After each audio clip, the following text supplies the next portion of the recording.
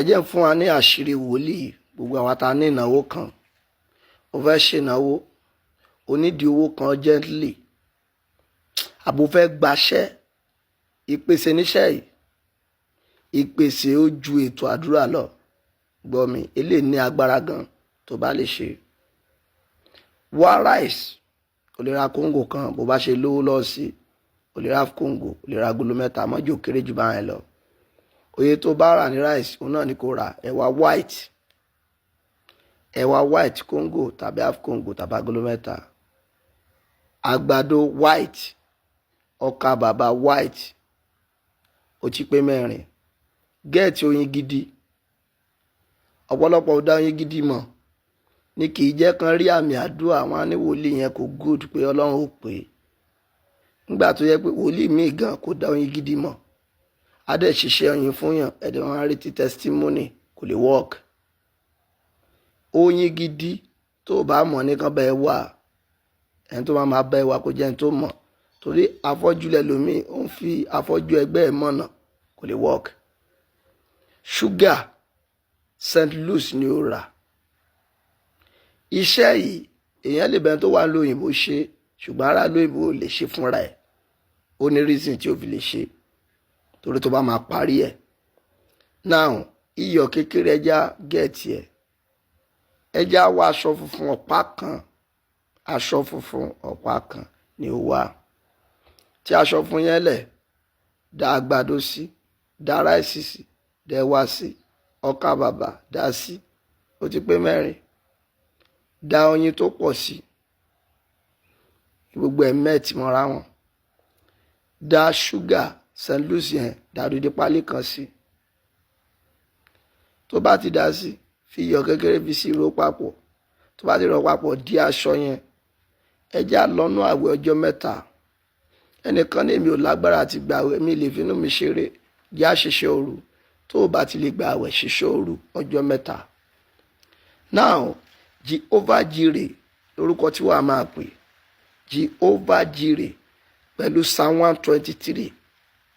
Jehovah Jireh Psalm 123 wàá máa kà.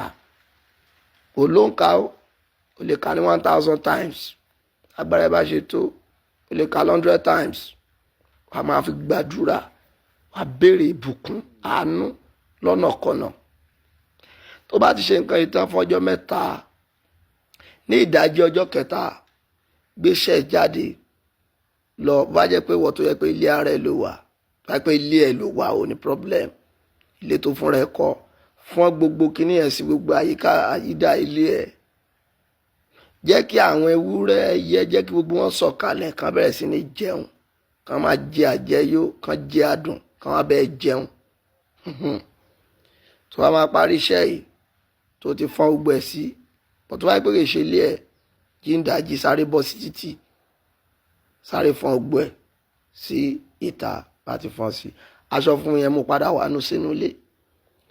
Ṣùgbọ́n sórí lálẹ́ mọ́júmọ́ ọjọ́ tó máa parí iṣẹ́ yẹn, ti gbé omi kan sínú ìrì, kí ìrì ti sẹ̀ sí.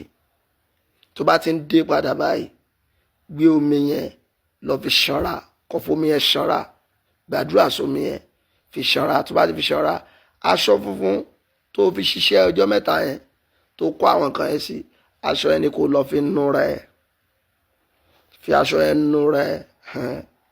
Àṣírí rẹ̀ ò lè tú lábẹ́ bó ti kú rí. Aṣọ funfun lọmọ aráyé fi ń bò àṣírí òkú.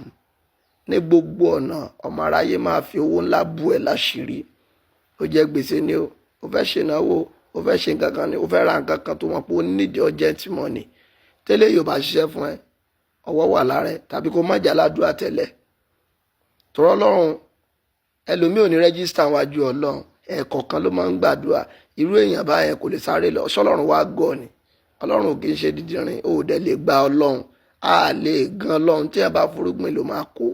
Ó ní ẹ wá Olúwa nígbà tí ẹ lè rí, ẹ ké pè nígbà tó wà nítòsí.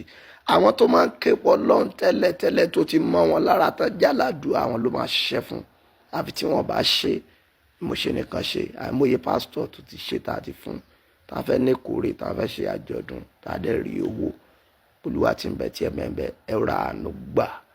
Aṣọ yẹn tẹ́ bá ti lò tán, ẹ jù síbi kan àbí kẹ́ dáná sun, ó ti parí iṣẹ́ tiẹ̀.